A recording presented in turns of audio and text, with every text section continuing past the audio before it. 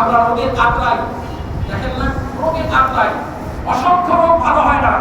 আপনি লিল্লাহি দান, আল্লাহর জন্য সমস্ত চিন্তে ঈমানের সাথে আল্লাহর কাছে রোগ মুক্তির আশা করে তারপরে আল্লাহর কসম, আল্লাহ গাইবীভাবে আপনার রোগকে ভালো করে দেবেন। আমিন। দোয়া কবুল হয়ে যায়, দান করে যদি দোয়া করেন আল্লাহ দোয়া কবুল করবে। তখন আপনি আপনার রোগ মুক্তির জন্য দান করবেন, সাদাকা করবেন, মসজিদে দান করবেন। আপনার দানের পরে আল্লাহর কাছে বলবেন, আপনার সর্ববাসনা আল্লাহ পূরণ করে দেবেন। এজন্য দান করলে উৎফাউল বালা, সমস্ত বালা মুসিবত দূর হয়ে যায়। দান করলে আল্লাহর গজব দূর হয়ে যায়। দানের মাধ্যমে ইন্না সাদাকা ওয়া রাব্বি, আপনি যখন সাদাকা করেন আল্লাহর গোসা প্রশমিত হয়ে যায়। সুবহানাল্লাহ।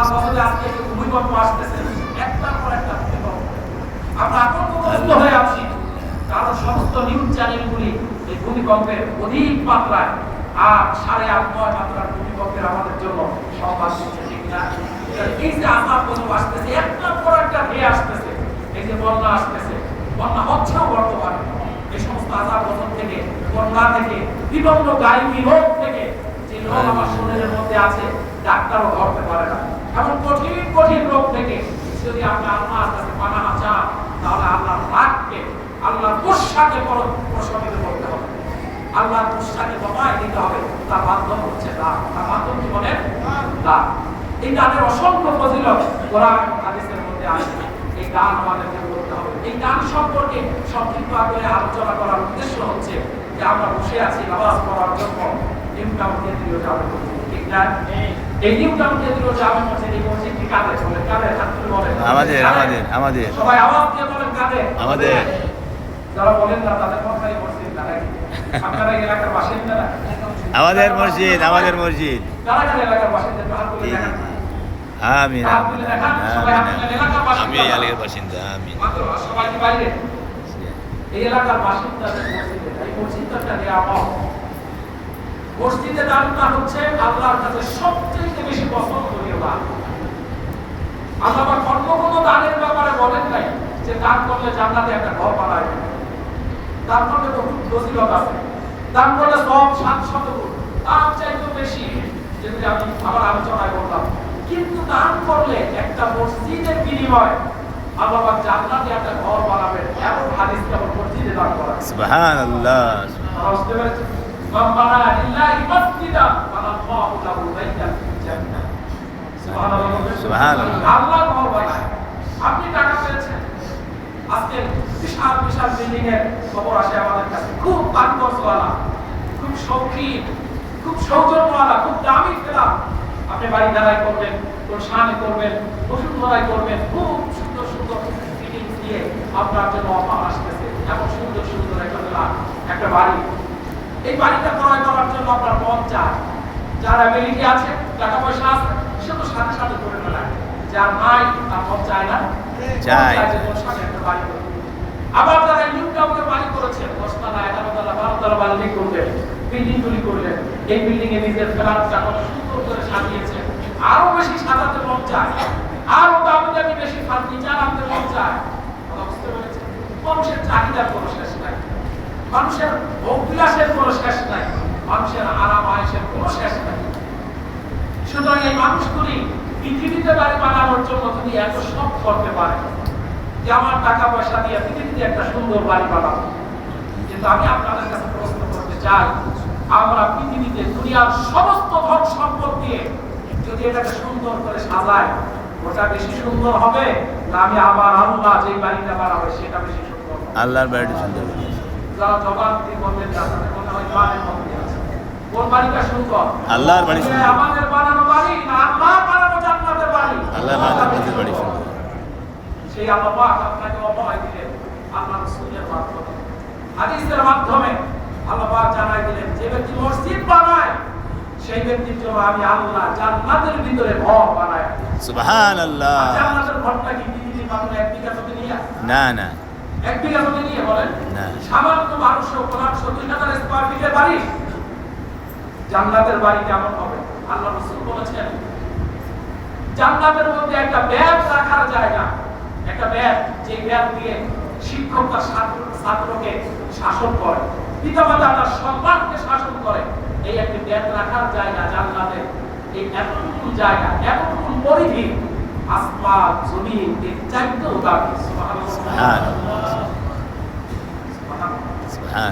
আসমান জমিনের চাইতে যদি জান্নাতের এতটুকু জায়গা দামি হয়, বলবেন এটা কেমন কথা? হাদিস দিয়ে জবাব দেন। আল্লাহ রাসূল হাদিসে কুদসির ভিতরে বলেছেন যে আল্লাহর কাছে গোটা দুনিয়ার মূল্য একটা মশার আল্লাহ। দুনিয়ার মর্যাদা মূল্য আল্লাহর কাছে একটা মশার কাটার সমতুল্য নয়।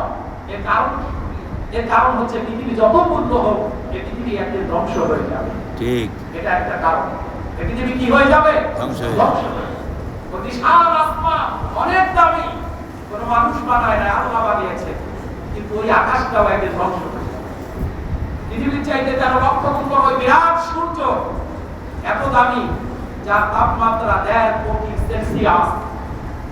ওই সূর্যটা একদিন বিক্ষিপ্ত হয়ে আলো হারিয়ে ধ্বংস হয়ে যাবে। বিশাল বিশাল দীর্ঘ এই গ্যালাক্সি, গ্রহ নক্ষত্রগুলি সব ছিটকে পড়ে যাবে, সব ধ্বংস হয়ে যাবে, কিচ্ছু থাকবে না।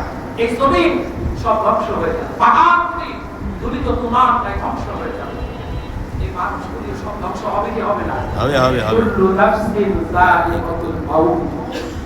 পৃথিবীর সমস্ত প্রাণী, সমস্ত মানুষগুলি ধ্বংস হয়ে যাবে। ওয়ায়াবকা ওয়াজহু রাব্বিক যুল জালালি ওয়াল ইকরাম। থাকবে কেবলমাত্র আল্লাহ পাকের সত্তা, আর সব ধ্বংস হয়ে যাবে। সুতরাং যে জিনিস ধ্বংস হয়ে যায়, সেই জিনিস একটা সময় এসে কোনো মূল্য থাকে। একটা বিরাট দামি গাড়ি, ব্র্যান্ড নিউ গাড়ি এনেছে, আপনি 2 কোটি টাকা দিয়ে কিনবেন, কিন্তু এই গাড়িটা 20 বছর পর, 50 বছর পর যখন ঘুরে ধরে যাবে, প্রত্যেকটি পার্টসগুলি যখন নষ্ট হয়ে যাবে, আপনার কাছে দিলে আপনি 4 টাকা দিয়ে কিনবেন, ধ্বংস হয়ে যাবে। ধ্বংসপ্রাপ্ত জিনিস কোনো দাম থাকে না। এই পৃথিবী ধ্বংসশীল, আমরা সবাই ধ্বংস হয়ে যাব, আমাদের সম্পদগুলি সব ধ্বংস হয়ে যাবে। আল্লাহ পৃথিবীতে আল্লাহ যা দিয়েছেন সব একদিন ধ্বংস হয়ে যাবে। এই জন্য আল্লাহ বললেন এই ধ্বংস হওয়া জিনিস আমার কাছে কোনো মূল্য নাই। কারণ আল্লাহ পাক বলেন এমন পৃথিবী আমি চাইলেই বানাতে পারি, আমি চাইলেই বানাতে পারি। এই পৃথিবীতে কোনো মূল্য নাই। পৃথিবীর চাইতে 13 লক্ষ গুণ বড় সূর্য, কোটি কোটি সহস্র কোটি গুণ বড়, ট্রিলিয়ন বিলিয়ন কোটি গুণ বড় এক একটা নক্ষত্র বানিয়ে রেখেছে। আর পৃথিবী তো তাদের কাছে একটা বালু করার নেই। সুতরাং এই পৃথিবী, যে পৃথিবী আমার সৃষ্টির মধ্যেই একটা বালু কণার নেয় এত ছোট, ওই পৃথিবীর মূল্য আমার কাছে কি হতে পারে? এজন্য আল্লাহ বললেন একটা মশার দানার সমতুল্য আমার কাছে আল্লাহ আল্লাহ। আর ওই জান্নাতের একটা ব্যাগ রাখার জায়গা আসমান এবং জমিনের চাইতেও যে দামি। আল্লাহ বললেন এটার উত্তর আপনারা পেয়েছেন কিনা বলেন? ঠিক। সেই জান্নাতের ভিতরে যদি একটা ব্যাগ রাখার জায়গা আপনার এই আসমান জমিনের চাইতেও দামি। কথা বুঝতে পেরেছেন? আপনার বাড়িটা সমান না, 5 থেকে 100 বিঘা জমির সমান না, একটা জেলার সমান না, একটা বাংলাদেশের সমান নয়, সারা পৃথিবীর চাইতেও দামি। বিশ্বনবীর হাদিস, এই যদি হয় সেই জান্নাতে আল্লাহ ঘর বানাবেন। কেমন ঘর বানাবেন? আল্লাহর রাসূল বলেছেন যে ব্যক্তি জান্নাতে যাবেন, এই জান্নাতে যাওয়া ব্যক্তিদের মধ্যে সবচাইতে ছোট জান্নাত যে ব্যক্তিটা পাবে, ওই ব্যক্তির ওই ছোট জান্নাতটা হবে এই পৃথিবীর 10 পৃথিবীর সমান। সুবহানাল্লাহ, আল্লাহ আল্লাহু আকবার।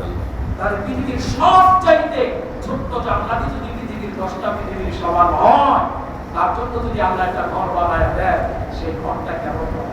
সুবহানাল্লাহ। আর জান্নাতের ঘর তো সোনা দিয়ে হবে, জান্নাতের ঘর দিয়ে হীরা দিয়ে হবে, ইয়াকুত পাথর দিয়ে হবে, আর জাম পাথর দিয়ে হবে। এরকম দামি দামি জিনিস দিয়ে আল্লাহ জান্নাতের ঘর বানাবেন, তার তুলনায় পৃথিবী কি? সুতরাং সেই জান্নাতে একটি ঘর বানানোর জন্য এই মসজিদে দান করা আল্লাহ বলে দিলেন, ও আমার বান্দারা, আমি তোদের জন্য এমন নিয়ামত রেখেছি, এমন প্রতিদান রেখেছি, এই মসজিদে দান করবি, আমি জান্নাতের জন্য একটা ঘর বানাই। সুবহানাল্লাহ। সুতরাং এই ঘর বানানোর জন্য কারা কারা রাজি আছেন হাত তুলে দেন। আমিন আমিন। জান্নাতের ঘর চান কারা চান? আমিন আমিন। জান্নাতের ঘর কারা কারা চান? আমিন আমিন। যদি জান্নাতের ঘর চান, তাহলে মসজিদ নির্মাণ করতে হবে না। এই মসজিদটা নিয়ে আমিও চাই তাদের জান্নাতে উপরে আলোচনা আল্লাহ। করার সময় সংক্ষিপ্ত। অনেকগুলি কোট করে নিয়ে এসেছিলাম, জি কিন্তু আসলে সময় সংক্ষিপ্ত।